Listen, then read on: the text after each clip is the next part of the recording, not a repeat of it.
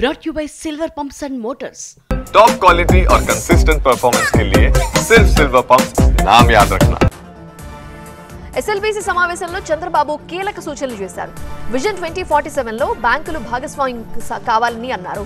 Agriculture స్థానంలో horticulture వస్తోందని బ్యాంకులు మద్దతివ్వాలని అన్నారు.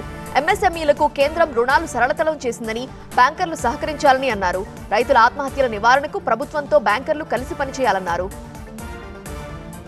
సీఎంకు ఇచ్చినంత సమయం జగన్కి ఇవ్వాలి అనడం సరికాదన్నారు అసెంబ్లీ స్పీకర్ అయ్యన్న పాత్రుడు. ప్రతిపక్ష హోదా అయినా మరేదైనా నిబంధనల ప్రకారమే దక్కుతాయన్నారు. సభలో కనీసం 18 మంది ఉంటేనే ప్రతిపక్ష హోదా వస్తుందన్నారు. ఇది చట్టపరంగా ఉన్న నిబంధన అన్నారు.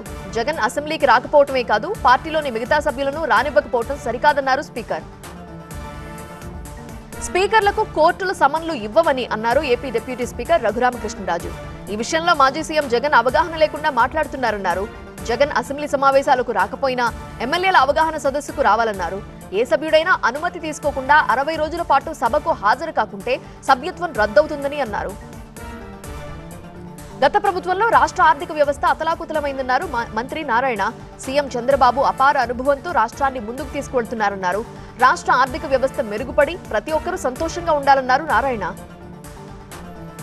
సినీ నటుడు పృథ్వీ వ్యాఖ్యలపై వైసీపీ ఎమ్మెల్యే తాటిపర్తి చంద్రశేఖర్ స్పందించారు. సినిమా వేడుకల్లో పరోక్షంగా రాజకీయ విమర్శలు చేయటం మంచిది కాదని హెచ్చరించారు. రోజులెప్పుడు ఒకేలా ఉండవు అనే విషయాన్ని సినిమా వాళ్లు గుర్తుపెట్టుకోవాలన్నారు. ఇప్పుడున్న 11 గొర్రెలే రేపు గర్జించే సింహాలవుతాయన్నారు. అనంతపురం జిల్లా రాప్తాడు వైసీపీలో ముసలం పుట్టింది. మాజీ ఎమ్మెల్యే తోపుదుర్తి ప్రకాష్ రెడ్డి, మాజీ ఎంపీ గోరంట్ల మాధవ్ మధ్య వివాదం ముదిరింది. తోపుదుర్తి తీరుకు నిరసనగా వైసీపీ నేతలు మూకుమ్మడి రాజీనామాలు చేస్తున్నారు. ఎన్నికల్లో తనకి వ్యతిరేకంగా పనిచేసిన సొంత పార్టీ నేతల్ని 5గురిని సస్పెండ్ చేయించారు తోపుదుర్తి. దీంతో వైసీపీకి రాజీనామా చేశారు తోపుదుర్తి ప్రకాష్ రెడ్డి వ్యతిరేక వర్గీయులు.